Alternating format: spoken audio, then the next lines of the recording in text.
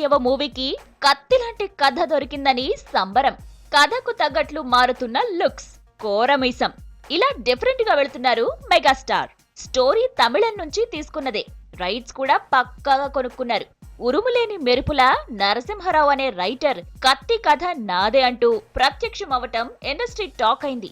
రచయితల సంఘానికి కంప్లైంట్ చేయటంతో వ్యవహారం మీడియాకెక్కింది. 2014 దివాళీకి విడుదలైన విజయ్ కత్తి సూపర్ హిట్. మరి అప్పుడు ఏం చేస్తున్నావు, ఇప్పుడు రచ్చ చేస్తున్నావని మెగా ఫ్యాన్స్ అగ్గిపై గుగ్గిలం అవుతున్నారు. దీనికి రైటర్ సింహం ఆధారాలు బయట పెడుతున్నారు. అప్పుడే హీరో విజయ్ కు కథ చెప్పానని కోలీవుడ్ లో కంప్లైంట్ చేస్తే అందరూ కూర్చుని చర్చించుకుని కథ నీదే నరసింహం అని తేల్చి పెద్ద లెటర్ కూడా ఇచ్చారని చెప్పుకొస్తున్నారు.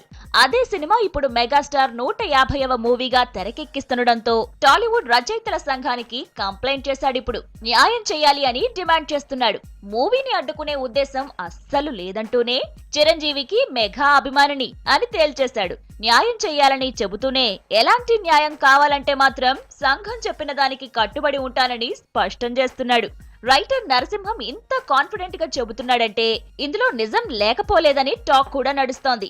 అయితే తమిళంలో కత్తి సినిమాకు ఎలాంటి న్యాయం జరిగిందో మాత్రం వెల్లడి కాలేదు. కోలీవుడ్ చేసిన న్యాయమే మనోళ్లు చేస్తారో లేదో చూడాలి.